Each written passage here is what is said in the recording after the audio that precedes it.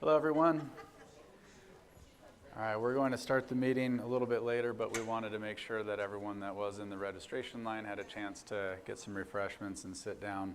Welcome to the first meeting in 2025 for the Northern California APCO Chapter. So thank you, everyone, for being here.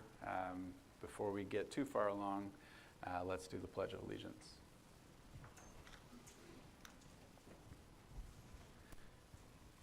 I pledge allegiance to the flag of the United States of America and to the republic for which it stands, one nation, under God, indivisible, with liberty and justice for all.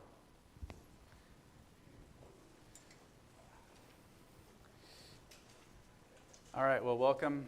Some logistics first.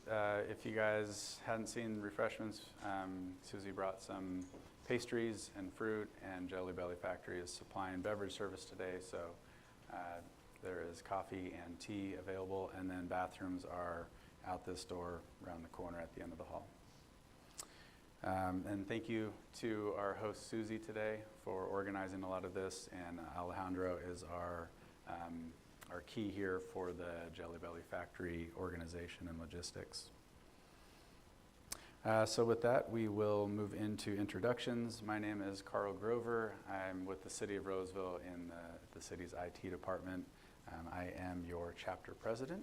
So we'll get going on introductions. If you are with a company, Tristan's got us. If you're with a company, please take a minute or two to introduce yourself, your company, maybe touch on a product or service that you're providing. This is your chance to talk to the membership. Is that working?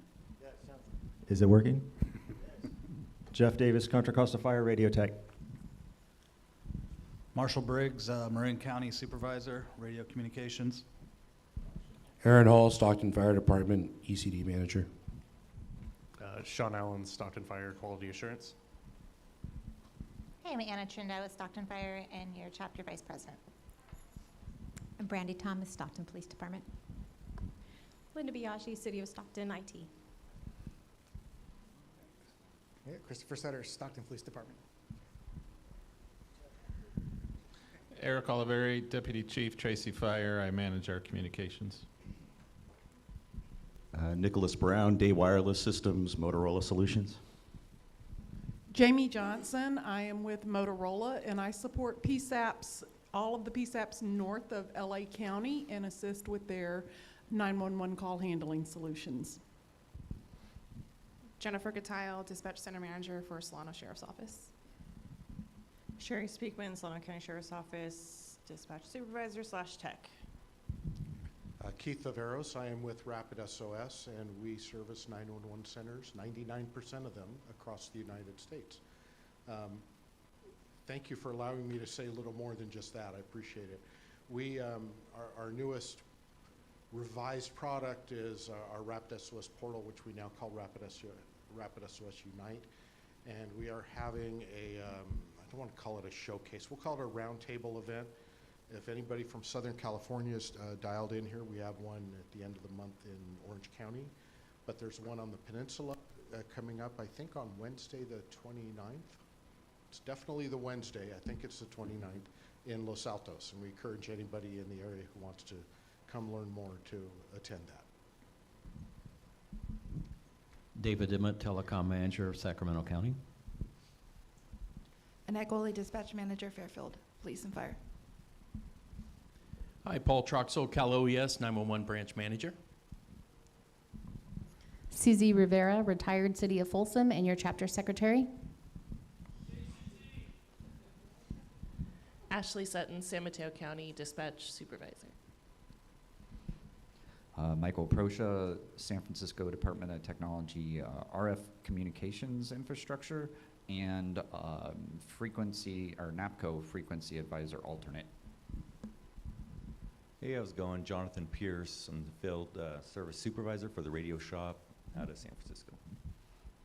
Good morning, Iggy Brigada from JPS, where we design and manufacture 100% protocol agnostic interoperability and distribution products, as well as analog receiver motors, and we can also support IP backhaul.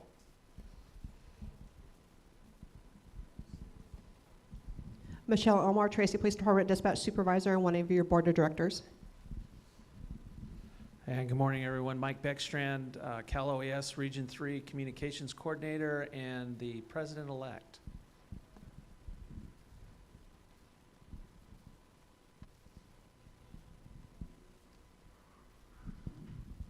Shauna Curtis, SHASCOM Administrative Manager. I'm Jessica, also from SHASCOM Operations. Good morning, I'm Dina Humphrey, Director for YOLO Dispatch. Morning, everyone. Andrew Matson, CalOES 911 Branch, Program Management Division Chief. Good morning. Tristan Scraber from Roseville IT, IT Analyst, and also your immediate past president. Good morning, Mandy Montalvo, Public Safety Communications Manager for the Oak Grove Police Department and a member of your Board of Directors. Good morning, Terrell Harper, City of Stockton, IT. Manny Vieira, your CCAM, and also a member of the Commercial Advisory Council for National APCO.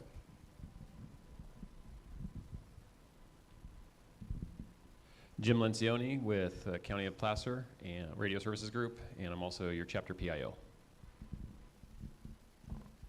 All right, thank you everyone for coming today. It's great to see a nice turnout to start 2025. So with that, we'll get into committee reports. We had about a 4-hour-long Board of Directors quarterly workshop meeting on Tuesday. Covered a lot of what we want to do this year. Last year was great. We want to make this year even better. So with that, we do have a lot of time for committee reports. So if you're up here, please expand on your topic if you're one of the board members, and take the time to explain what's going on this coming year. So with that, we'll get started with the Awards and Recognition Committee with Anna. Oh. Hi, Jeff Perret, Federal Engineering, Public Safety Consulting Company.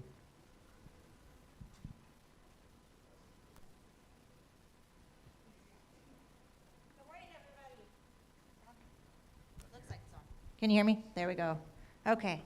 So last year's turnout for our awards banquet was great. Appreciate everybody who came out. We want to make this year even better. So this is your friendly reminder that nominations are open through February 28th for the awards banquet. There's a little flyer at registration. If you picked one up, there's a QR code on the bottom corner. It'll take you to the awards page on our website, which if I can learn how to use a laptop, I will show you. Where's the mouse? Should be in there. Oh, there it is. It's user error.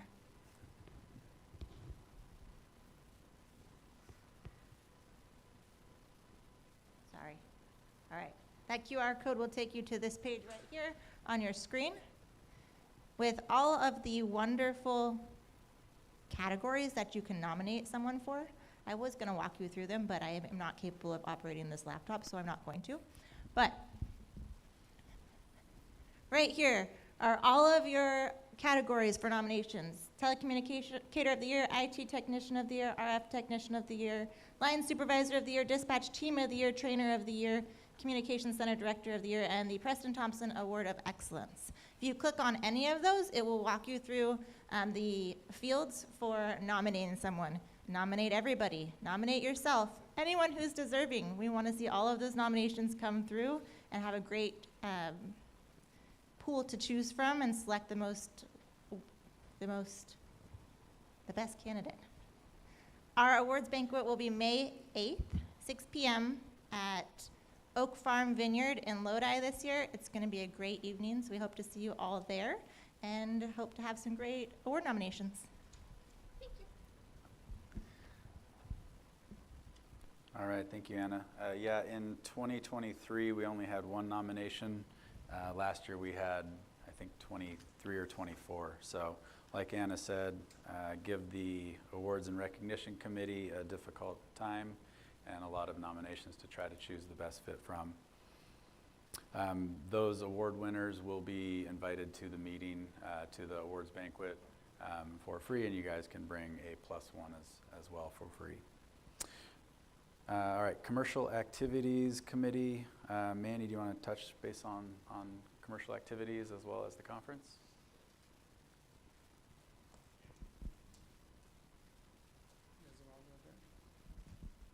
I don't need to go up there? Come on up. All right.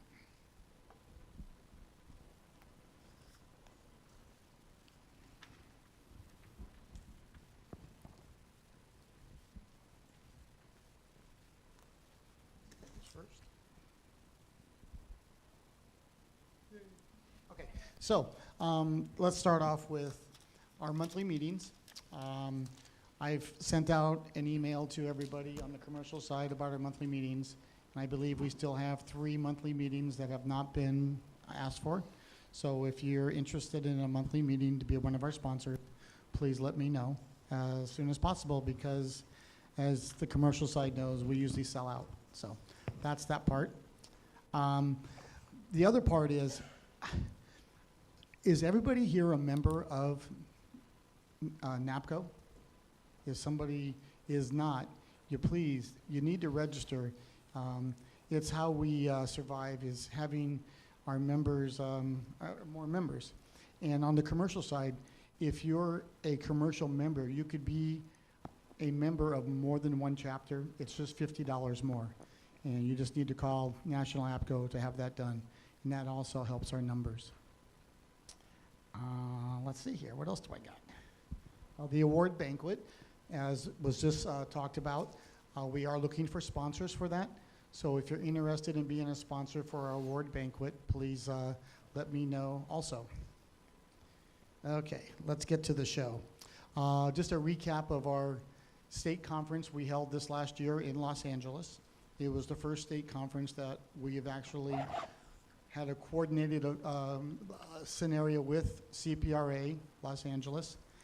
We had approximately 650 attendees, which for our first year was very, very successful. We had just about 80 vendors. So for the first year, very, very successful. I thought it turned out tremendous. We didn't lose money, which is always good. Okay, get to this year. So this year's show, where'd it go? There it is.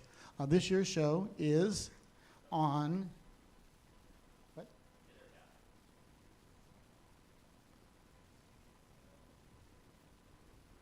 Yeah, it doesn't matter. It's up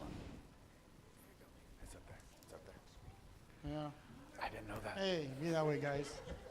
All right, so this year's show is going to be at the Sacramento Convention Center, and it's going to be on September 29th through October 1st. Right now, we have approximately 80 vendors pre-registered for the show. So if there's a vendor here, and I don't think there is, that has not signed up, but this is kind of our show floor plan, just to let everybody know what's going on. We have 80 vendors as of now. We have 2 diamond sponsors, which is L3 Harris and JVC Kenwood, which is tremendous. I'm taking, we will be having a registration open, I believe, within the next 2 weeks. For the first time, I will not be doing everything for registration. We're actually going to have it online. So that's going to be a lot of help. So please, starting for everybody else, registration will be open on April 1st, approximately, Jim. So April 1st, please register, and hopefully we can get 800 people coming to our first conference for the state in Sacramento. Let's see, do I have anything else? I don't think so. So, okay, thanks. Thank you, Manny. All right, next up is Tristan. He has 3 committee updates: emerging technology, membership and nominations, and member services. Oh yeah, one more thing before we get up there. I still have 2 positions open for the committee for the state conference, transportation and security. So if anybody, you don't have to be a board member to be on that committee, is that correct, Jim? Carl? Yeah. So if somebody would like to volunteer, please let me know. Alrighty. Hi everybody, me again. Just lonely old immediate past president, you know, It's okay. Gonna be put out to pasture here soon. It's okay. Anyway, so to talk about a few things, to start off with emerging technologies, I'm going to be the chair for this committee this year. So if there are any topics that you're interested about hearing more about, whether it's AI in the call handling center or new technology with RF or whatever, please let me know, because I would love to be researching things that you guys also are interested in. The plan is obviously to report on whatever emerging technology I do find, with the help of Mandy, of course, this year. She's going to be my chair. But report on it at the monthly meetings, as well as posting it on the website, giving you more links, more details, if whatever you want to be hearing about. Next is member services. Manny kind of touched on it a little bit, but at the conference, our main focus is going to be training, improving the training from last year.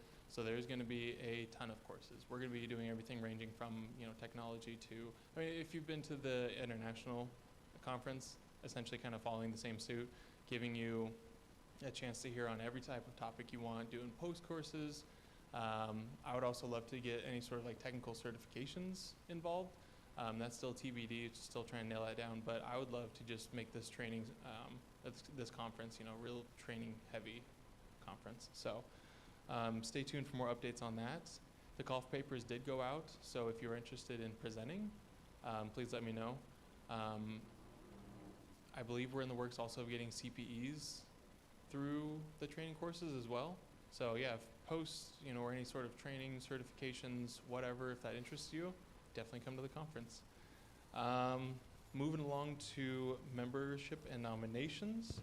I wanted to say thank you all for your attendance last year, and your attendance did go into, if you didn't know it, your attendance put you into a list of names, and at the end of the year last year at our December meeting, we spun a big old wheel for our grand prize door prize. Annual door prize. Thank you. The names have been changed a few times. But yeah, every time you attend a meeting, your name gets put into this list. The more meetings you show up to, the more chances you have to win. And last year we gave away an iPad. So this year we're going to be doing the same thing. So congratulations. You guys will all be entered into the drawing for December meeting. And we're going to be continuing that. So if you want to win something cool like an iPad, keep showing up to more meetings because you'll get more chances to win. Moving along to our membership reports.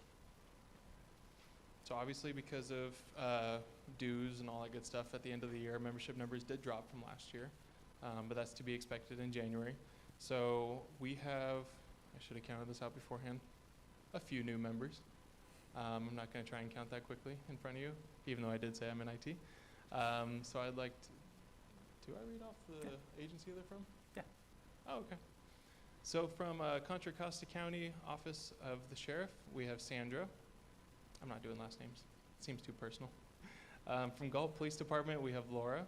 From Monterey County Emergency Communication Center, we have Raina, Kate, Ruby, and Donald. Placer County Administrative Services, we have Chris and Michael. From Sacramento Police Department, we have Mindy, Stefan, and Sylvia. And then from Sonoma County Sheriff's Office, we have Thomas, all joining us. Brings our grand total to a number of 428 members in our chapter. I hear a boo. Yeah, Manny last year, he said that if we reach 1,000, he's going to leave. So I'm trying everything in my power to just never reach that 1,000 number. And then last thing from me, I get the duty of getting to swear in our members that were not at the December meeting, our new board members. So if I could please have up here Mike. Tristan, let's do that after the committee reports. Oh man, you guys are on pins and needles for what's going to come next. Don't you worry. That's it for me for now. Thank you, Tristan. All right, so I will provide the Finance and Budget Committee report. So as of, this is the December monthly report. As of December 1st, we had $280,739.76 in our Wells Fargo account. At the end of the month, December 31st, we had $135,158.55. So income was $7,323.33, and the expenses were $152,904.54. So that is a big expense. That's a big drop, but that was to be expected. We had a lot of revenue coming in from the California APCO 2024 show. As Manny mentioned, it's a joint venture with Southern California APCO, so we receive all of the revenue, and then we eventually split that revenue with Southern California. So we did issue them a check for $144,776.93. The last 2024 expense that we had was about $1,000 for CVent registration. And then we did have a significant cost for the awards banquet that Anna mentioned. So we did put down a deposit for Oak Farm Vineyards for about $2,700. So more details if you're interested in the report, but those are the big expenses. In general, we're still sitting just about where we'd want to be. All right, Programs Committee report. Mike.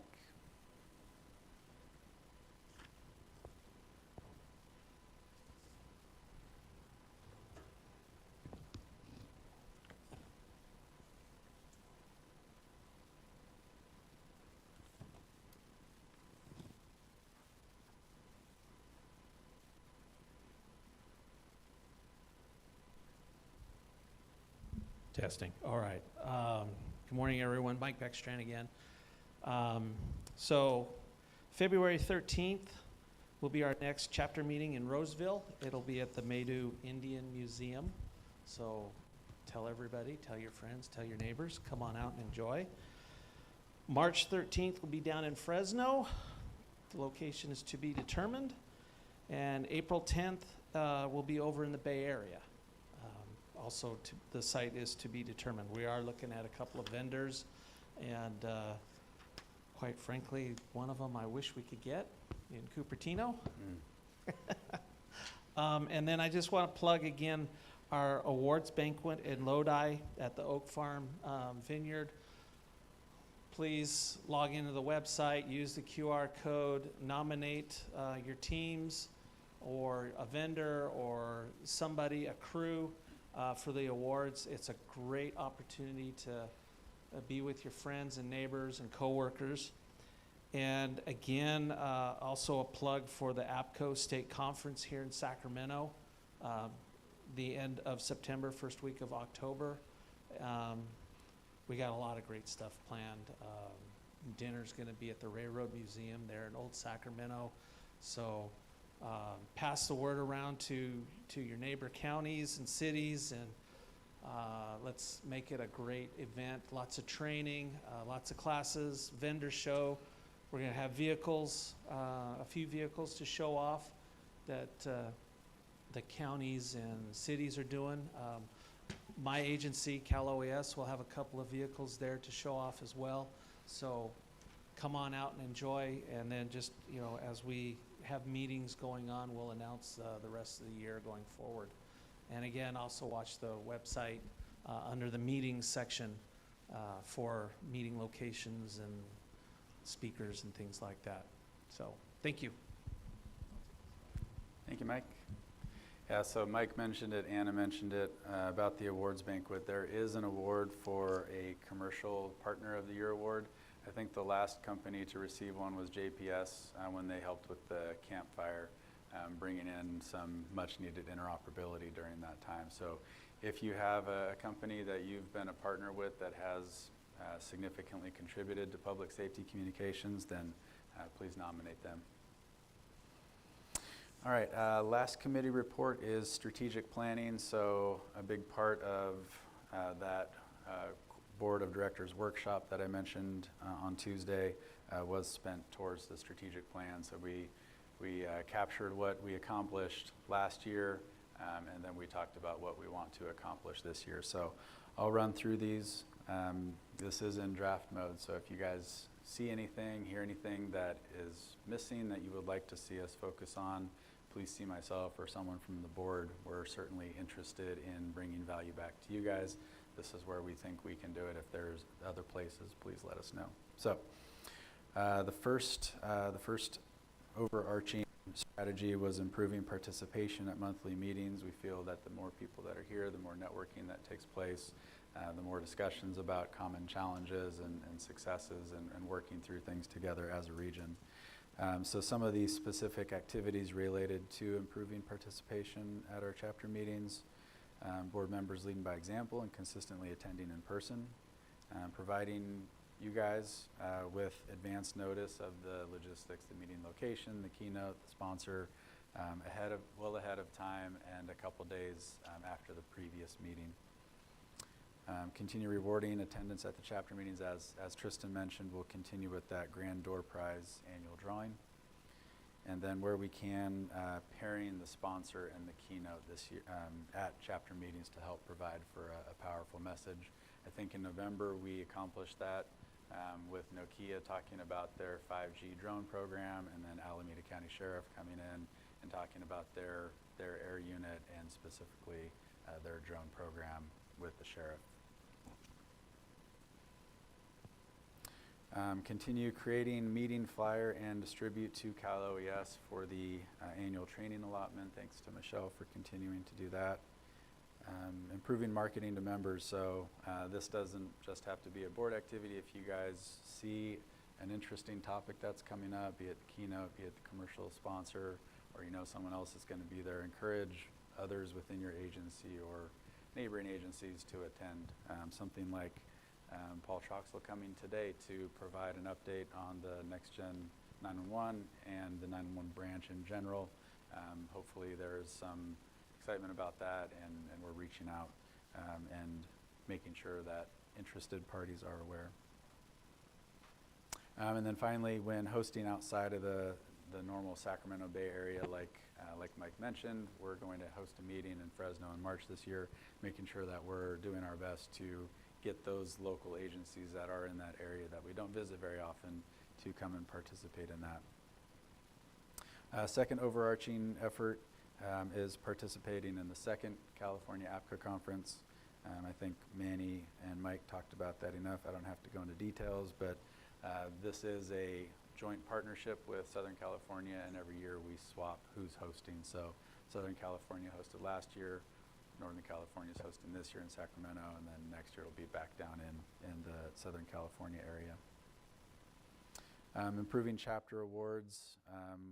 We touched on that a little bit, but we also want to seek commercial sponsorship. So there is a sponsorship opportunity if someone or multiple companies want to participate in that process. There will be some signage, some ability to provide the award winners with the announcement and handing over the plaque. Increasing award submissions, providing the QR code like Anna mentioned and provided, and then working through that nomination process. Again, that deadline is the end of February.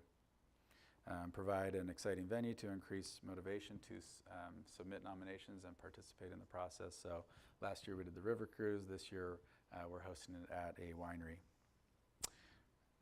And then, next overarching is updating our Constitution and bylaws. There are a few things that we want to update. If you guys are interested in those, I can show you the minutes. Otherwise, it's more behind the scenes updates. Nothing really significantly impacting our operations here. So that is our current focus. There's lots of other little things, but those are our main drivers this year. So again, if you guys have any ideas of what else we can focus on, maybe what should be a higher priority, please see one of your board members here today or down the road, and we'd be happy to listen to you and try to work that into the process. Any questions or thoughts on the strategic plan for the group? All right. So with that, we'll take an extended networking break. We will have Paul Troxel, like I mentioned, from CalOES, providing a state 911 branch update at 11 o'clock. 12 o'clock will be lunch, and then 1 o'clock frequency. Coordination will be in here, as well as operations if anyone from the operations side wants to meet. Thank you, Tristan. Before we break, Let's do the oath of office ceremony now.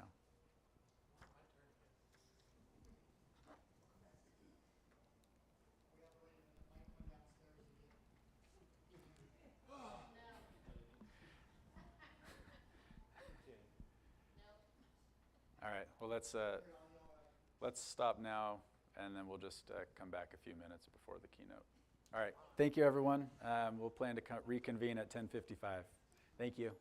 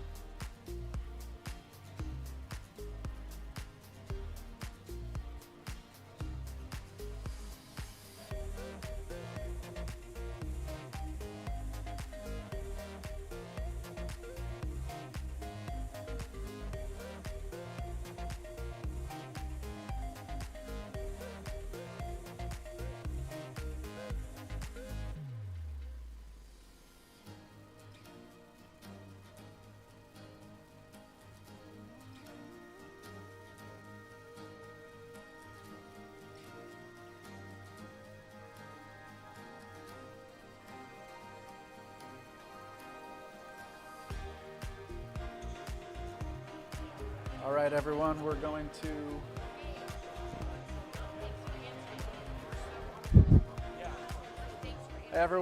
to reconvene. If everyone can take a seat. All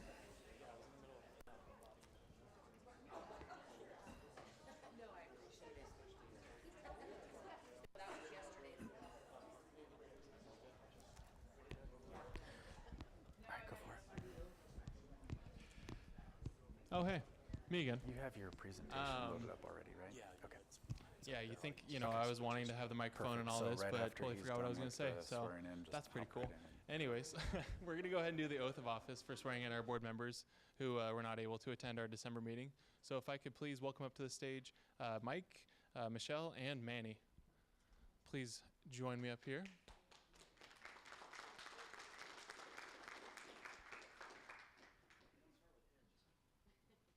There's a theme.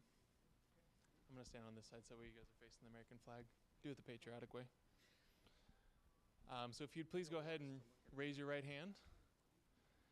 You have been duly elected to the office in which you're about to enter by the vote of the Northern California Chapter Quorum here assembled. By this vote, the quorum would invest in you the power of the Northern California Chapter of APCO. It bestows upon you its confidence, trust, and places in your hands the duties of your office as written in the Constitution of this chapter. Do you, under God, under country, and before these witnesses here assembled, each and every one of you, hereby accept this power, this responsibility, this confidence, this trust, this establishment of duties, and solemnly swear to uphold, protect, and execute to the best of your abilities the aims and objectives of the Association of Public Safety Communications Officials International Incorporated? Yes. All righty. It's my pleasure to welcome them to the board officially.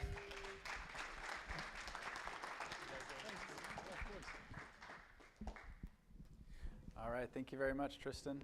And with that, we will transition right into Paul Troxel's update from the 911 branch. Thank you, Paul. Thanks, buddy. Thank you. Good morning, everybody. Can you hear me?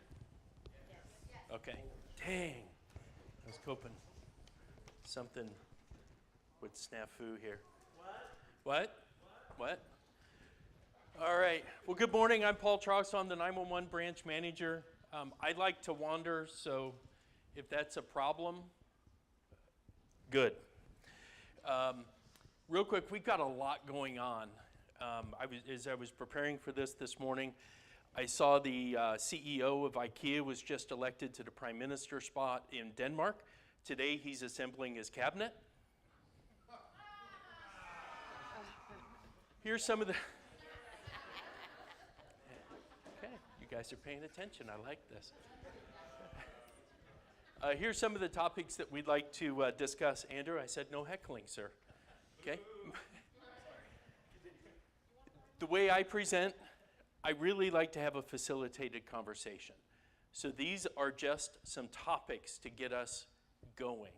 If you have questions, if I don't cover something that you have additional questions about, or if I cover something that really interests you and you want to go deeper, please let me know. Please get your hand up there and let's have a conversation about this. I've got about 912 slides. I do understand it's lunchtime after me, so we'll try to power through this by 3. Hey, Paul, just a reminder for everyone in the audience that even though we can hear you in the room, if you do have a question for Mr. Troxel, we have 2 microphones. We need to get those in your hand in front of your mouth before you ask the question, please, so everybody here and online can hear it. That's our only request. And do people online have a way to chat questions? Oh, sorry for those folks online. Email. We'll answer your questions through email. Most important topic, our team is available. You go back to your agencies and you're sitting there and you go like, dang, Paul said something.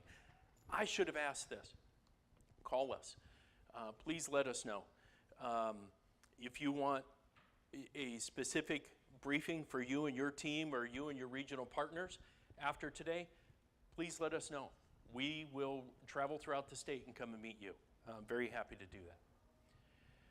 Our NG911 update, there's been a lot being said about our NG911 update, a lot of chatter throughout the PSAPs, a lot of chatter in the media, and I really just want to try to demystify where we are today. There was a media report that we've halted everything. We have not halted everything. What we have done is we have stopped the pre-migration testing in the PSAP. We found some vendor updates that were required with our next-gen vendors, and we said testing in the PSAP was too disruptive to the operation. So let's bring it back into the lab. We gave direction to our vendors to do some development work to get back into the lab. One of our vendors just finished that work Monday, and we'll be scheduling some testing in our lab. Based on those patches, based on the success of that, then we'll take a look at the next steps. Our lab is very important to us. However, our lab is not 100%. Our lab, we tried to mimic a PSAP the best we could. But your center at Yolo County is different than the center at SHASCOM. It's different than the center at City of Sacramento. Even though the technology is all the same, the way it's brought in, the technician who configured it, the people who installed all that equipment, something was a little different. So there's these little variations that our lab just cannot mimic. So we're testing the basic functionality. We're looking at the requirements of the contract, and we're looking at the requirements and the standards to ensure those are being met. Then when we get to the PSAP, then we can start to test, has your call processing equipment transfer button been programmed properly? How do you transfer versus how does CHP transfer? Those policy issues are local and could be different PSAP to PSAP.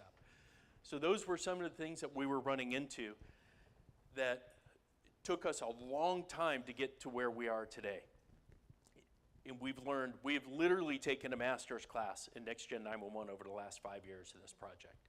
So we have learned a lot, and we're trying to limit the impact, the operational impact at the PSAP, especially understanding. So who here is a PSAP manager or supervisor? Okay, those folks who work in a PSAP, how many are 100% staffed? How many are 90%? All right, congratulations.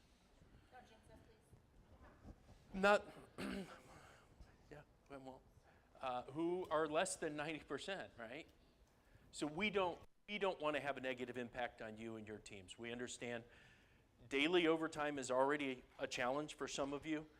And then when we come in and we start doing these tests, it could be 2, 4, 6 hours of testing.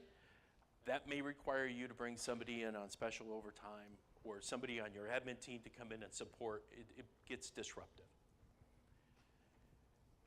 So our engineering team is working very hard with each of our vendors.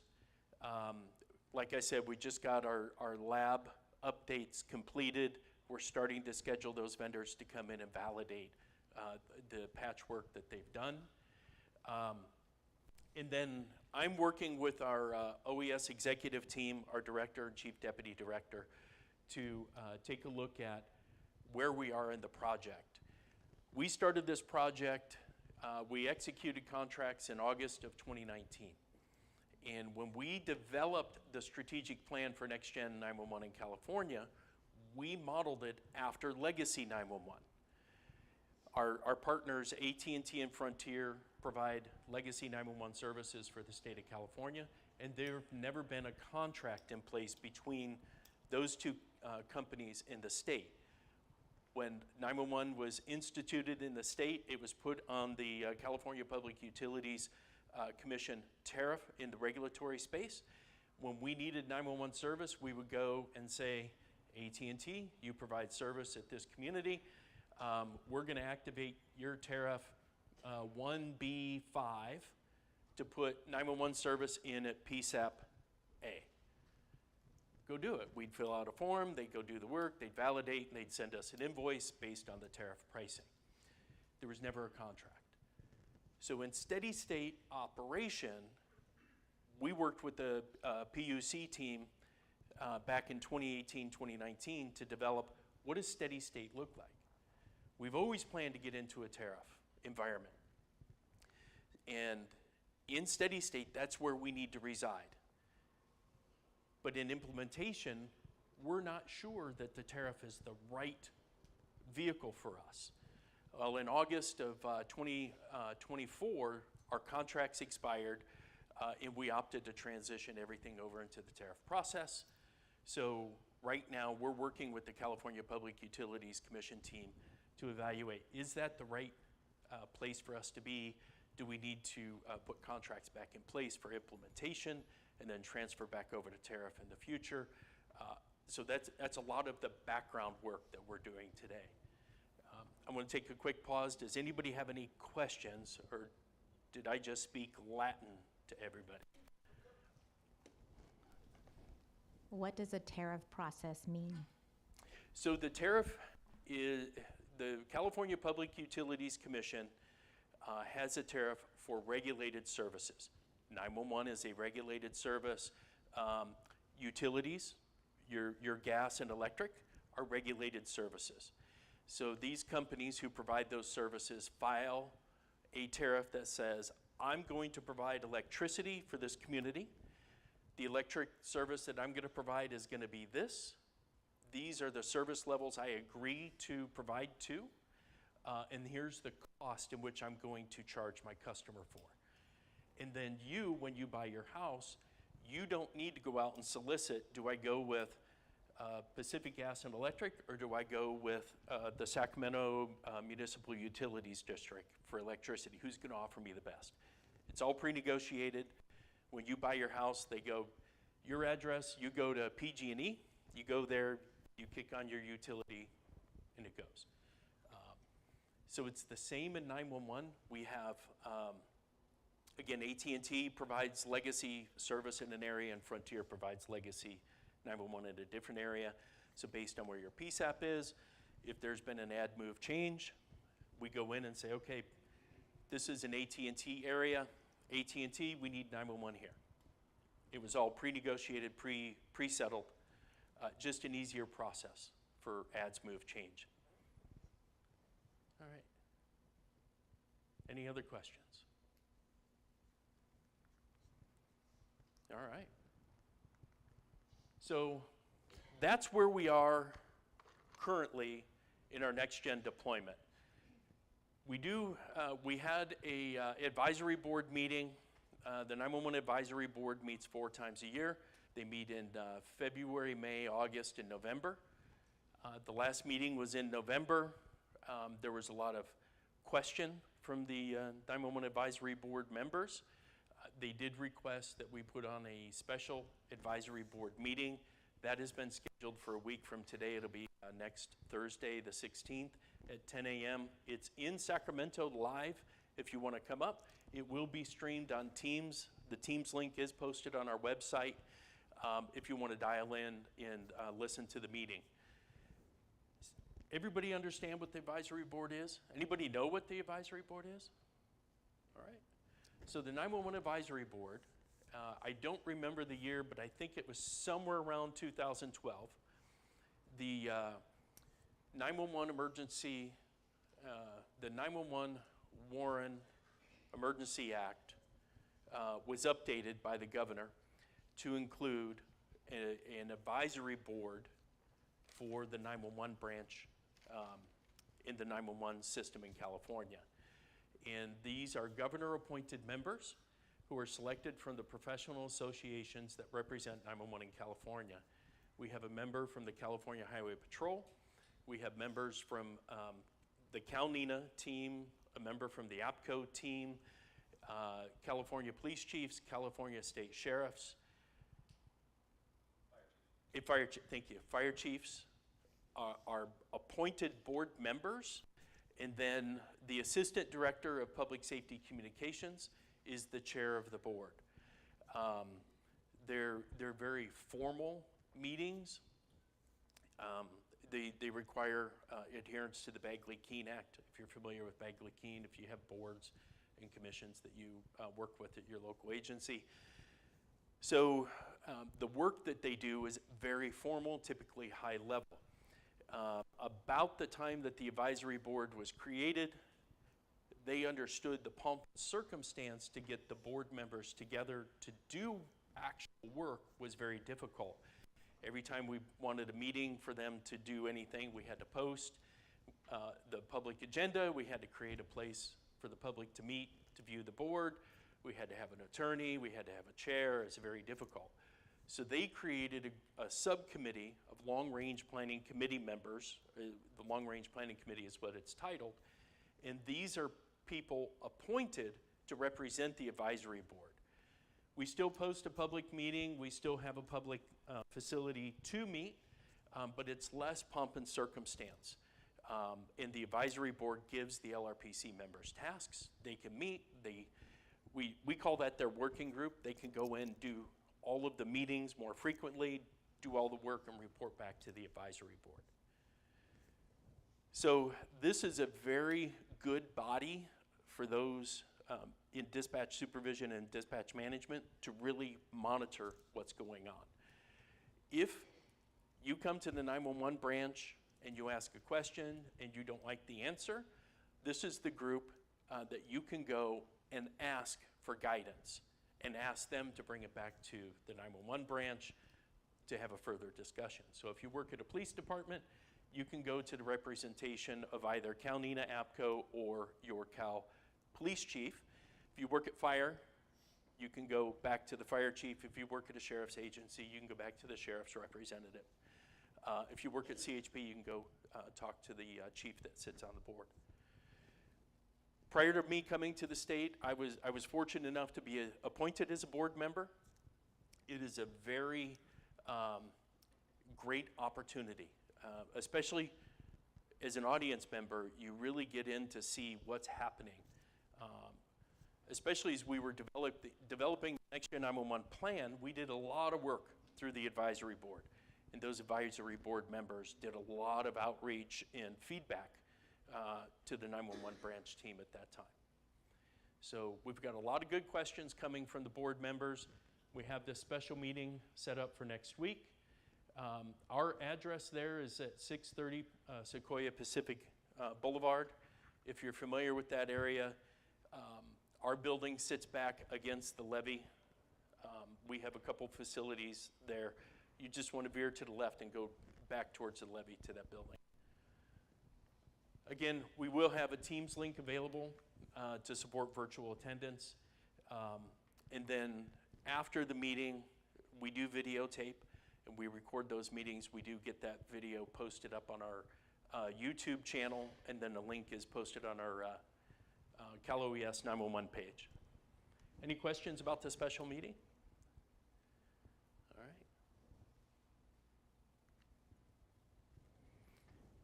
So, back in 2020, Andrew and his team, our what we call legacy call handling contract had expired or was expiring. Andrew and his team were charged with writing a contract for cloud-based CPE. We were getting away from that legacy on-premise CPE. We wanted to advance technology.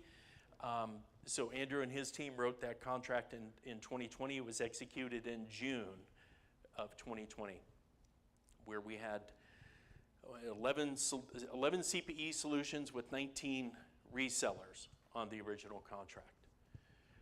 That contract has since expired, and we went into the first of a 2-year contract extension. And PSAPs have been very slow to embrace this technology. We have 447 PSAPs around the state. As of November, we had 258 PSAPs with equipment, call processing equipment that was age 7 years plus in the PSAP. So we're taking, from our perspective, this is very critical for us. The one thing we don't want is CPE to fail. And some of these solutions are so old that if the server failed, there's no server that you can go buy to replace it. They are literally scouring eBay to find a dinosaur part to put in your back room. Doesn't make us comfortable. So what we did is because it's 911, CalOES has to work with the California Department of Technology for our procurement. We work with we call it CDT, California Department of Technology. We work with that team. We briefed our director, and we were given a green light to amend our contract to allow what we call on-premise call processing equipment. Legacy CPE is what you have today. And we're going to still offer cloud CPE if a PSAP still wants to embrace that technology. But we need to get these systems replaced. We need to have parts and support available. Once we get full next-gen implementation, then we can start to look at these advanced technologies and start integrating additional services like a cloud-based CPE to really take advantage of the horsepower that a next-gen 911 network will provide us. So we're working through that now. Andrew's been facilitating the team writing this amendment. One of the big takeaways that I really, really want to emphasize, on-premise CPE is not reliant on the next-gen 911 network to deliver the CPE service. In a cloud environment, your cloud instance, we'll call it Amazon Web, relies on the next-gen 911 network to deliver the GUI, the graphic user interface, to the PSAP. What we're doing is we're putting equipment in the back room just like you have today. And when you are ready to transition to next-gen 911, that system will be compliant with the standards and will support the transition to next-gen 911 today. And then in 5 years, when that CPE solution is ready to be replaced, then we can evaluate where are we with the network, where are we with cloud technology, and now can we advance you and your PSAP? So I'll pause real quick for any, did I confuse anybody? Okay, yes. Would it serve as a backup if the cloud failed? If you had the CPE in your PSAP, would it roll over? So the question is, would it serve as a backup if your cloud failed? You would only have one system. You would either have cloud or on-prem. Okay. Yeah. Okay. These are the, yes. So we are one that is older than 7 years old. We are going on like 11. So it is to the point where we are having phones freeze and calls cannot be answered, but we're in limbo land waiting on approval for, or moving on or selecting or whatever, right? So how long is it until we have the on-premise CPEs through testing to be able to make a decision if we want cloud-based or on-premise? It's a very good question. Here's our timelines. So we initiated this on December 6th. We sent a letter to all of our vendors that are currently on contract and said, hey, this is what we want to do.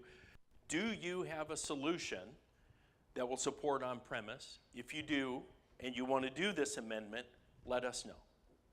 So we had that back and forth with the vendors.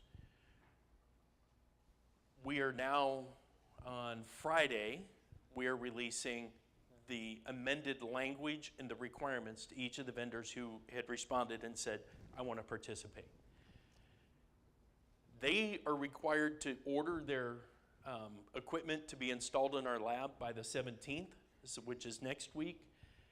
And then what we've told them is we don't want somebody to come in and say, yeah, I'm ready to do this, and then stall out. We wanted to put a date where they had to be testing in the lab.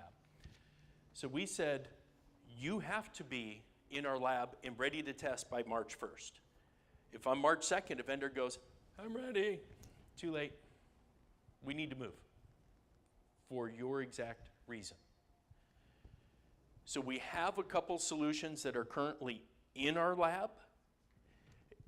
Those we anticipate testing, and if they pass the test script, as soon as they're done, we will ask them to respond to those requirements. There'll be some narrative requirements and some bid requirements for them to send to OES and CDT to work on. If that's successful, we'll enter negotiations and execute a contract from there. So we expect by March, everybody through this process, or at least finalizing this process. But we could have, as early as the end of January, a contract executed based on who's currently in our lab, how fast they get equipment in, and how fast they pass testing. We didn't want this going out years. We, again, know the position that you're in. Yeah. Any other questions? So a lot of us just received updated allotment letters from CalOES. Will this change what is included in that? Will that change the allotment numbers if we're deciding to, or is that one letter that's going to cover both, whether you go on-prem or cloud? Yeah, very good question. Andrew, I need you to make sure that you keep me honest here. So I'm watching you. So my understanding, and Andrew's going to validate this for me, that this was Andrew's world for many years. So when we do a contract for CPE, the value of that CPE, Jamie, I'm going to pick on you and Motorola today. Let's say we only had Motorola on contract, and Jamie comes in and says, if you have a 5-seat PSAP, you're going to spend $100,000 today. 5 years from now, we renegotiate that contract, new contract comes out, and Jamie goes, 5-seat PSAP is now $92,000. Your allotment letter changes contract to contract. Her second contract went down in price, so your allotment's smaller. We're not taking money away from you. The valuation of the money is still the same. It's just the cost of equipment is different. Did I get that right? Barely. He hates to tell me I'm right. I can't say yes. Yeah. So Paul, we had actually a question come in online, and I'll moderate for you real quick. So this is from Chloe Graham. She asks, we're on year 10. Our contract is up in July. Would you say it is feasible that some companies will be ready to sign contracts and go live by then? It is our desire. There's a lot of variables here, okay? The vendors in the room. How many vendors do we have in the room? Okay, it's okay if you're a vendor, you can raise your hand. I won't beat you up, I promise. But I really want to speak to the vendor community. We ask for you to bring a technology to us, CalOES, to support our PSAPs. And vendor A comes in and says, we're ready to go. And they're quick, they're motivated, they're doing it. And some vendors are like, we're almost ready to go, but we're going to work hard to get there. So they may be a couple of weeks or a couple of months delayed. And it just depends on what technologies we're asking for and then the vendors that are doing that. Our desire is to have these contracts in March sometime executed, which would mean as soon as those contracts are executed, they would be available to the PSAP to sell, which June would be available. More questions? Sorry. So with the cloud-based CPE, originally 3 vendors had to be out of the lab and approved before they could actually sell. Is that going to be the same ruling with, okay. These are the same vendors. So we asked for the current vendors on contract to submit. So we don't have that problem anymore. So now we'll be offering those solutions as they come on. Yeah, and what we want to do is really emphasize cloud is still available. So if you're at a position, to the person who asked the question online, you're year 10, you want to move forward with cloud, it's available today. We are not removing that technology off the contract.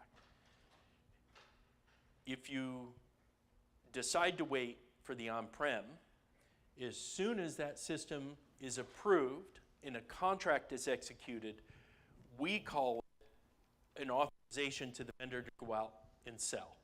They'll get a certificate from CalOES, and Jamie and her Motorola team are going to be knocking on doors or through their channel partners or whatever. Do you have a question over? Is there a cutoff date for the vendors for testing? I mean, how long will that drag on? They start in March. Is there July or June or? So we have not cut off the date. We just said you need to start testing by March. Yeah, good. There, again, could be something, we get into testing and they're like, oh, we got to go through a quick development cycle for this feature. So that development cycle could be a day, 2 weeks, or whatever. Our big thing is we need to get this technology on contract and available to support the PSAPs today. And that 258 number, a team, I have a slide here that talks about our advisory and compliance team. They're going to be busy, and we understand that. And we want them to get out at these 258 PSAPs and support this work. How many PSAPs do you have that have successfully, they're on the cloud now? We have two PSAPs.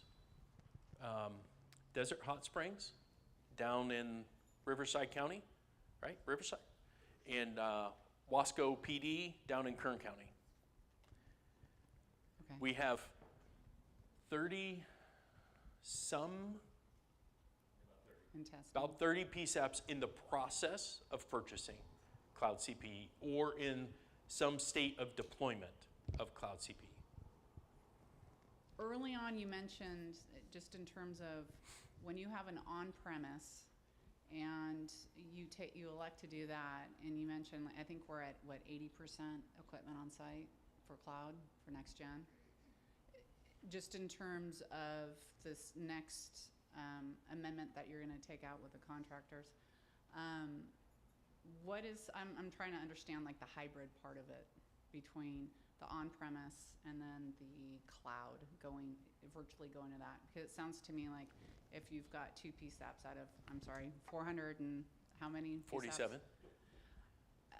It's going to take a bit to work through that.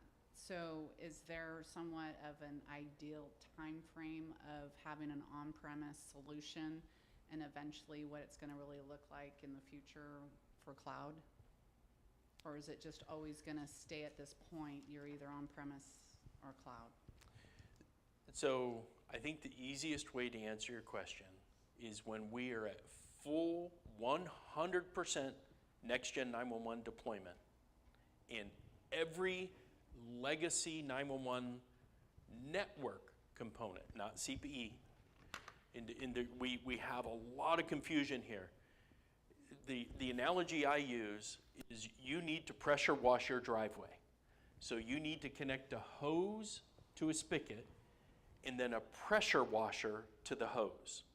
So I'm talking the garden hose, the mechanism to deliver water to your pressure washer. That's our 911 network. When that is 100% in place in the state of California, then we can advance to cloud technologies 100%.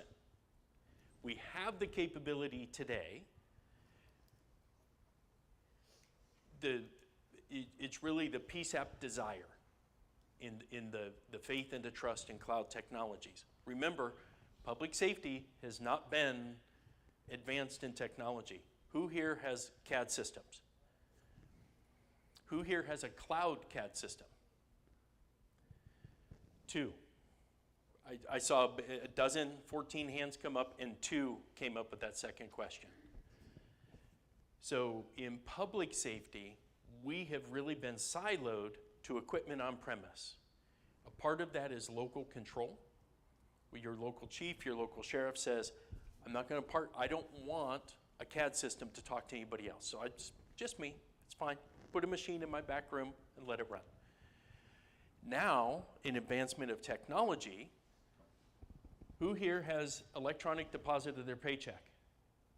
Anybody Better question. Anybody still get a paper check at the end of the week?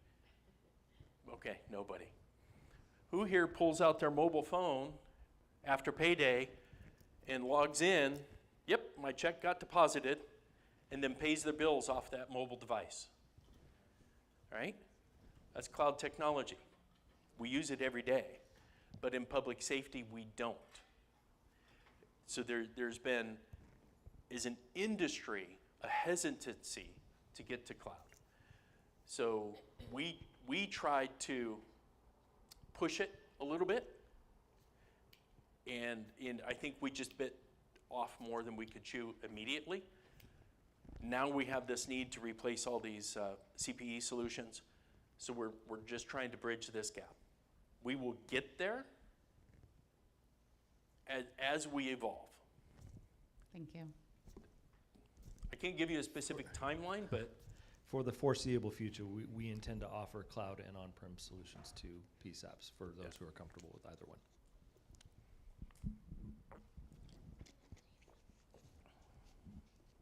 Sorry, you might just want to leave this here. No. So we have our next-gen rack in our data center full of all this equipment. If we decide to go with on-prem, does all that stay and it gets updated over time just in case we want to go cloud eventually, or what do we do with this? two different technologies. Again, my garden hose and pressure washer. So this conversation, we're talking only about the pressure washer, the machine that hose down your driveway. That rack of next-gen equipment is garden hose. That's going to stay and will continue to advance and get updates throughout its life cycle. What we're talking about is the rack of equipment that'll go next to it, what you currently have. Who's your CPE provider today? Vesta?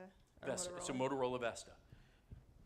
So let's say you decided to buy Motorola Vesta. Again, after this process, they're going to take out that old rack, put in a new rack, connect it exactly the same as it is today. It'll take legacy 911 and it'll take next-gen 911 calls as you transition. And it'll take both as you migrate. It'll integrate both legacy and next-gen. When we're 100% deployed at your PSAP and you go to refresh that system, then you can look at, we're 100%, now let's put it all up in the cloud. And let's give us more flexibility and use all of the horsepower of advanced technology. Okay, so then over time, so if we decide to stay on-prem, over time, when things get updated, is Synergem going to be coming in or Atos going to be coming in and doing the updates throughout Yes. the years until we make the switch eventually if we ever do? Okay. Yep. So again, Synergem and Atos are the garden hose. They're providing the network service that's already existing service. That's on a continued, we call it evergreen. That equipment was put in, there's a life cycle. They're required to go through and update that on their equipment life cycle. CPE, when your CPE provider puts that in, our CPE is on a 5-year funding cycle, typically with 2 additional years for service, out for 7. In that 5 to 7 year window, you opt to do a refresh. Then we'll take a look at what technologies are on contract and support the decision and the vendor selection that you have at that time. Okay, and I have one more, sorry. Yes, no, you're fine. Backing up to the allotment letter, is there a time frame to get the updated letter? It's been requested, but we haven't received it yet. It's been weeks, So, months. yeah. Okay. Yeah. So Andrew was saying we have about 150 that are going through rewrite. So connect with Andrew after the meeting, and we could do some follow-up independent to you and find out where your letter is. Thank you, sorry. Yep. And anybody else pending an allotment letter or communication with our advisory and compliance team, talk to Andrew. He manages the manager over that team, and he can reach out to them and get some answers and get some engagement. Okay, good conversation. Any last questions? All right, I see they're bringing in lunch. So, slide 7 of 943. It's going to be totally fine. So here are the vendors that we currently have on contract. Everyone on this list, so let me just point out, these vendors on this top row are manufacturers. Jamie and her Motorola team build Vesta. They also sell Vesta, but they've also teamed with AT&T, Frontier, and Lumen to be a reseller. So everyone on this list, with the exception of Carbine is cloud native, they have nothing on-prem, has responded and said that they're interested in responding to our amendment. So as soon as we get their equipment in the lab, we currently have Motorola in Trotto deployed in our lab as a part of our next-gen 911 testing that we've done over the last couple of years. We'll get all of this equipment in, they'll run through the test script. Based on the success of the test script, we'll go to the next step in that amendment process. And throughout this process, we'll continue to keep everybody updated and communicate success here. And then when somebody is certified, Janae Dabrowski is our supervisor over the advisory compliance unit. Her and her team will do some outreach to everybody to let everybody know when a system's certified and the contract is executed and ready to go. All right. For our PSAP folks, do you guys know what we have a question. You got a lot of questions. This is very important to me. It's on my list of projects this year, so I want to know. Can I ask why NGA 911 is yellow on your board? Sure. Yes. Thank you. I actually forgot that discussion topic. NGA 911 currently has a cloud CPE solution. There was an update done to their solution that broke something else in their solution. So as they're doing that development work, we've asked them to pause with sales. So we've removed them from an approved or certificate for sale pending that development work. We were advised over the holiday that work has been completed, and we're getting them scheduled the week of January 27th in the lab to recertify. If that work is completed, then they'll turn green. No other questions? Boy, that smells good. Okay. So for our PSAP folks, fiscal and operational review. Has anybody here experienced we call it a 4, fiscal and operational review? Okay. Was your experience good? Yes. It wasn't with Andrew then? Okay. I've had them with before with Andrew. Okay. Okay. How much did he pay you for that statement? Yeah. So fiscal and operational review. This is not an audit.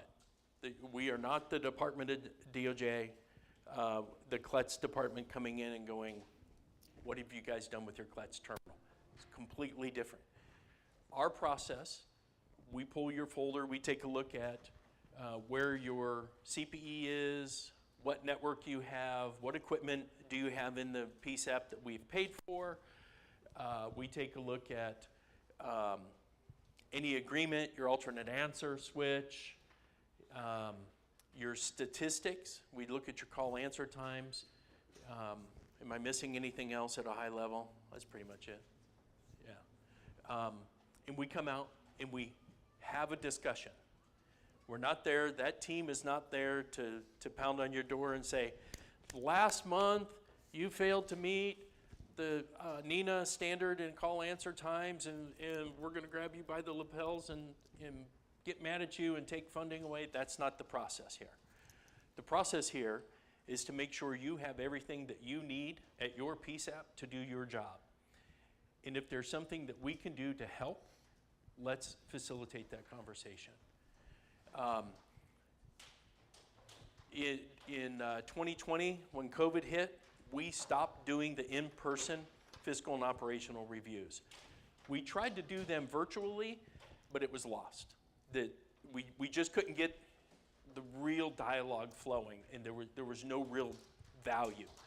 So we paused on the 4s.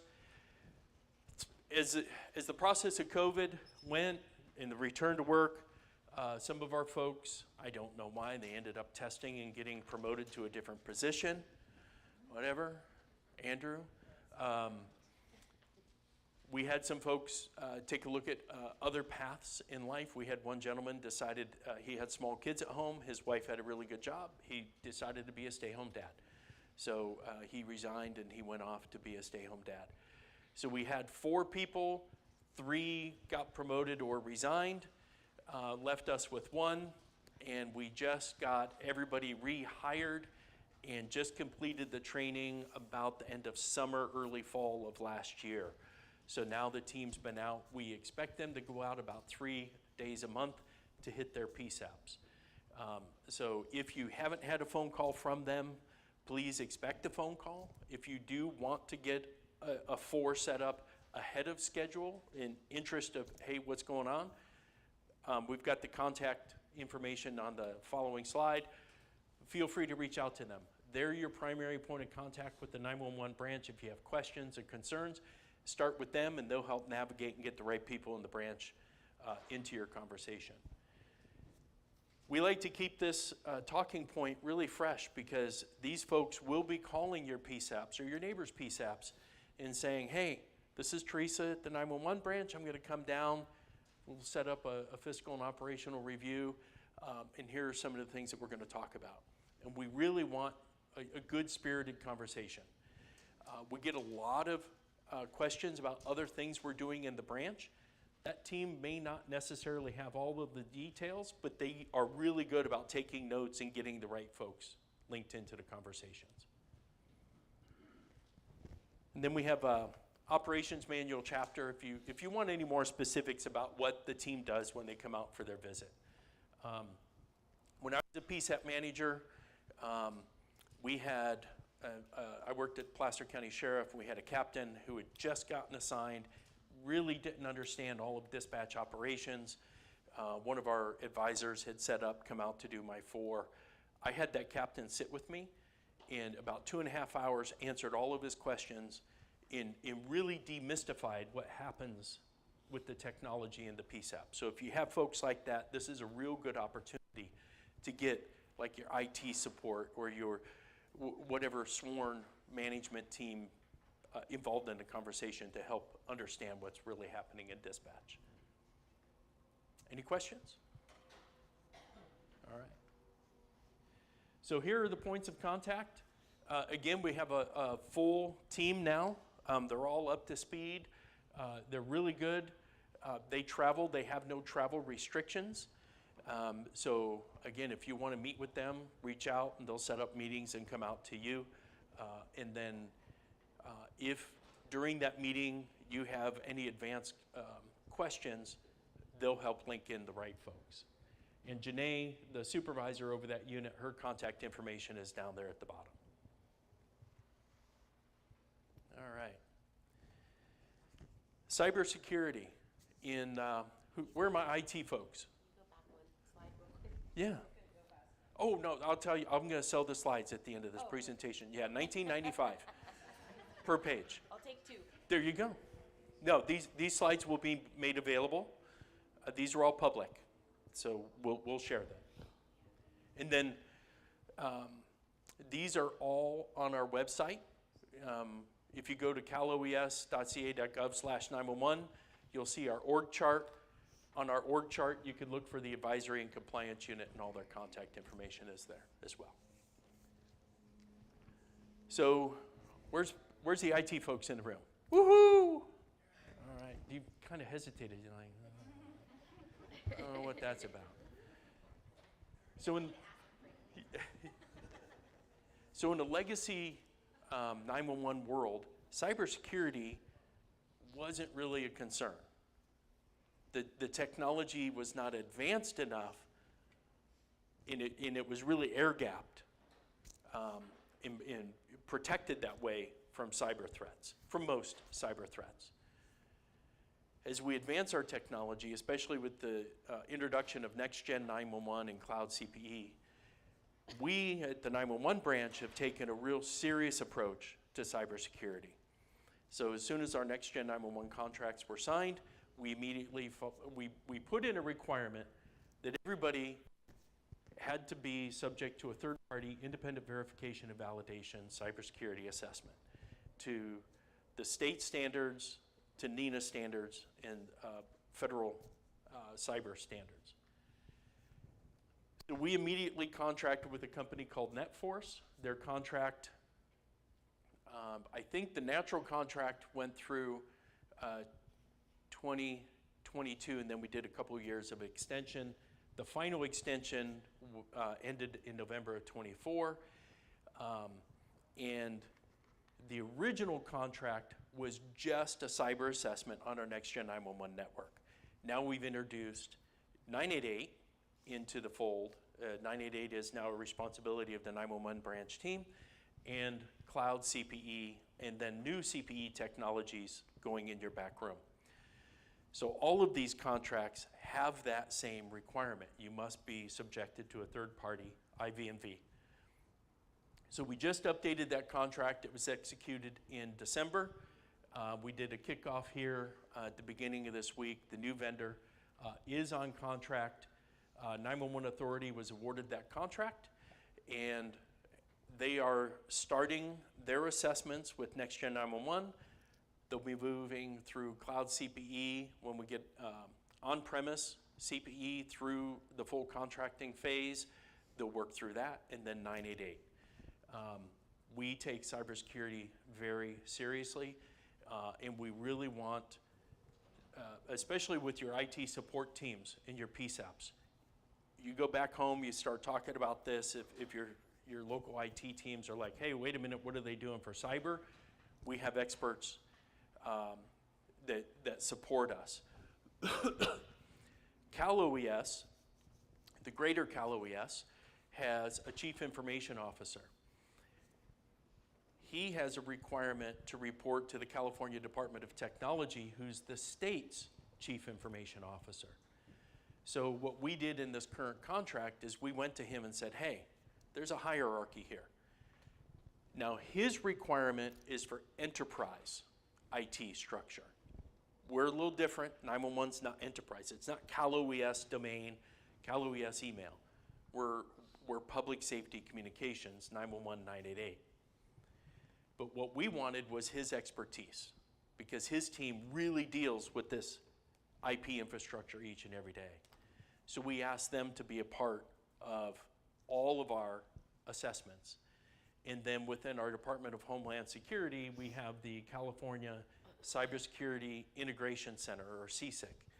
And their job is to assess at the state level any cyber threat, and then to bring in all of the experts from the local, region, state, federal level, Department of Defense, depending on what the threat level is, for cyber. So we've got them involved in our project as well, just to provide additional support and additional value to what we're providing in real modern cloud technologies. So all of that work is going on. We anticipate providing regular updates, especially to our advisory board. These are standing agenda topics for us to brief out what we're doing in cybersecurity. So I thought it was important to have this topic up here on a slide to share with you. You go back, you work with your IT teams. If you have questions, we can get you looped in with our experts in the office to answer any of those questions, or work with you and your local teams. Any quick questions on cyber? All right.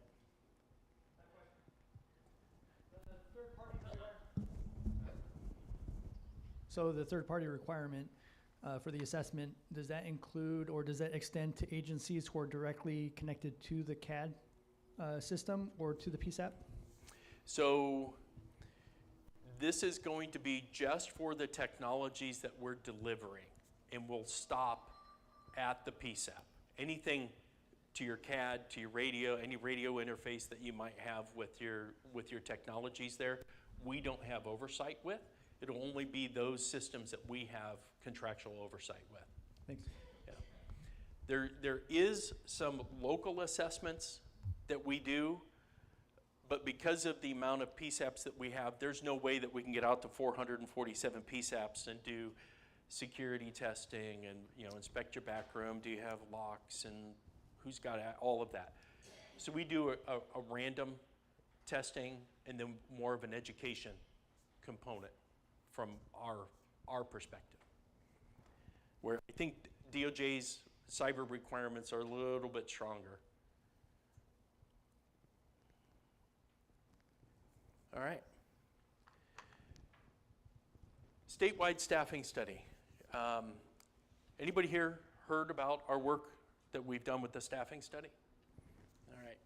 So a little bit ago I talked about our long-range planning committee. These are members selected by our 911 advisory board members to represent the PSAP community and the advisory board and take topics to do work on and get some traction on some different projects. A couple of years ago, we were getting ready to have an LRPC meeting, and as everybody was just kind of filing in, we're just having some side chatter. One of the PSAP managers on the committee had started talking about, gosh, I've got like 48% staff right now, overtime's through the roof, morale's terrible, I've got this. And then somebody else said, I think you're talking about my center. And through just natural discussion, the LRPC members looked at the 911 branch team and said, is there anything that you guys could do? So we kind of went back and we did some brainstorming. I can't like go to Mary's Temps and grab a whole bunch of people and bring them to your PSAP and say, ta-da, I got you 25 new dispatchers. So we came up with an idea of let's do a staffing study. On the national level, there's been a few groups nationally who've been doing some very high-level studies state to state. Just trying to see, one, is everybody across the nation seeing the same hiring, recruiting, and retention and training trends? But they haven't really gotten deep into the weeds. So we talked through this. The LRPC members brought it to the advisory board. The advisory board members thought it was a great idea, so we commissioned a study. The study was, I guess now 2 years ago. They took a year of doing some survey work and some specific outreach. At the time where they got to the point where they said, we've got enough, we had 695 line level surveys completed. We ended up with 71 complete surveys from managers. I want to qualify that for a minute. The survey that we gave managers was complex. We were asking, you know, what is your starting salary? What are your union pay scales? What are your union specific benefits? Do you have bonus pay or supplemental pay if you work graveyard or train or work on Sunday? In a bunch of detail. We had a bunch of surveys partially returned, but only 71, 100% returned. Now, statistically, 10% response on a survey is enough data to be able to qualify. So we jumped off with that and we started to use that data. So throughout the process, the vendor who wrote the study worked with our LRPC members with different data points and different drafts. And we finally got to a point over the summer where the draft study was presented to OES. We started to work through that through the review and approval process. And the study was presented to the Long Range Planning Committee members. In August, they asked for some updates. So we presented it to the advisory board in November. Because of other topics, the board couldn't get to that specific agenda topic. So we moved it to the February meeting for the advisory board members to review the study, and our request is to publish as a completed study. The draft has been posted on our website. So if you go to caloes.ca.gov/911, on that page, about halfway down, you'll see a link for the drafted staffing study. these are just a few points that piqued my interest, just as a general, from a management perspective, just as a general interest. I worked at the City of Sacramento in Placer County in the PSAP. And anecdotally, I could answer every one of these questions saying, man, dispatchers always complain we don't make enough. Management's terrible. The culture. Who here has a culture where people don't want to leave? They're like, I'm so damn happy. I'm not even going to go home and see my family. My newborn kid, it's a happier place here. Right? Interpersonal conflicts. Sound familiar? Benefits, and then the location. The location really came up when we started to look at some of those areas where people, they live 9 miles away from their PSAP, but because of traffic patterns, it takes an hour and a half to go there.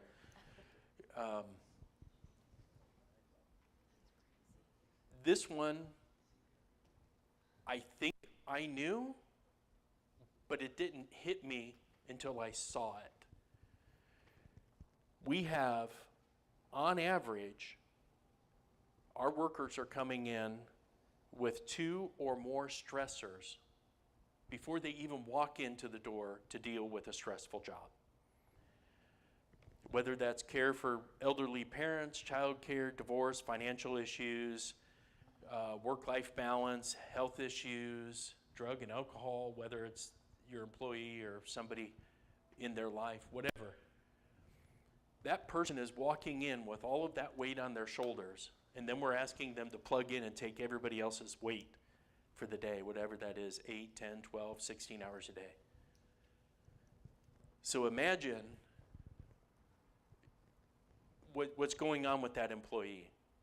And I worked many years in a PSAP, and in my mind, I've got a few employees who I can visually see going, oh yeah, that makes sense. That's why that person was that way. Here's just some reasons folks are leaving. Stress and mental health and management. One of the things that the survey pointed out is our successful PSAPs who have the highest retention, the highest recruiting, the highest hiring and training are those centers who have wellness programs. Whether that's puppies on Saturday, you have specific breaks, you have folks in the center, whether it's peer counselors or professional counselors who come in and visit your folks and talk to them after calls, management who's compassionate and empathetic and supportive through all of the mental health and other stressors that your folks are dealing with. Again, anecdotally looking back, I think we could all see where those were lining up, but this survey really gives us the tangible evidence for us to go back and work with our local management, our city leaders, our county leaders, to say, it's not just me. Here's some data that we have, and here are the things that we might be able to employ to be successful. About a year and a half ago, I was fortunate enough to be able to travel. When we got 988, everybody understands what 988 is, right? Okay. When the state of California deployed 988, the requirement was given to CalOES. We went out to other places to determine what have you done with your local 988 and what can we use to deploy here. In Arizona, they have 2 988 centers. One takes care of the entire state minus Tucson, and one takes care of Tucson metro area. The one that takes care of the state is a separate call center. 911 gets a call, it's a mental health crisis, they transfer to 988. 988 gets a call, it's public safety, they transfer to a local PSAP. In Tucson, they decided to go to a different approach, and they put mental health crisis counselors in the PSAP. And when they did this, the PSAP was sitting at about 63% staff. Retention was about as long as the door to close and people were out the door again. Morale was terrible. And everybody hated the idea of having a mental health crisis counselor sit next to them.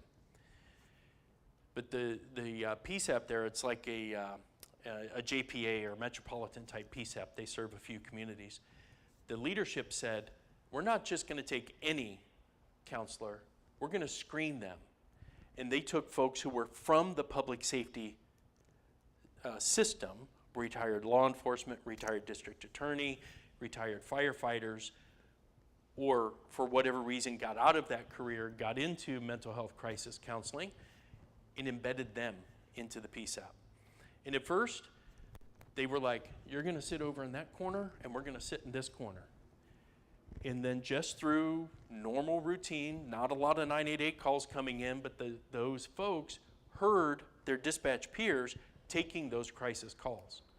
And they immediately would go over and, I heard that call. Are you okay? If you want to take a walk, let's take a walk. And little by little, trust was built up. When we were there, they put the 988 crisis counselor in the center of the room. And they were embedded. They were embedded with the team.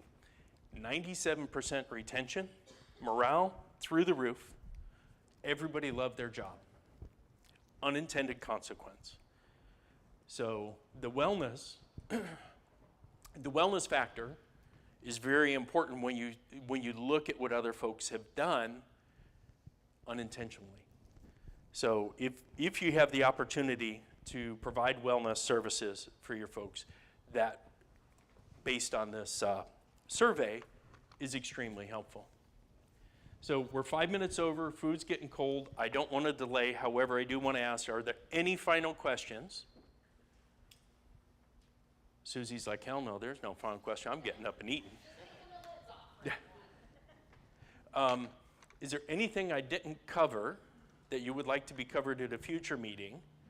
If there is, please reach out to us. And if there's anybody who wants any special meetings with the OES team, please let us know. We'd be more than happy to come out and meet with you. I thank you. Yeah.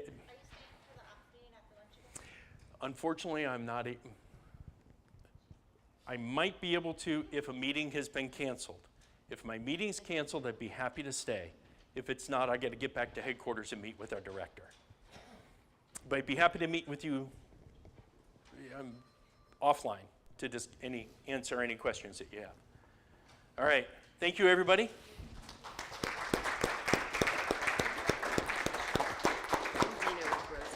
Yes. All right, thank you very much, everyone. We'll break for lunch now, 1 o'clock. Both the operations working group, if operations wants to meet, will be in this room along with frequency coordination. So thank you everyone very much for coming to the January meeting. And just a reminder, the February meeting is in Roseville on February 13th. So thanks again for coming and enjoy some lunch. I seem to recall yes, but I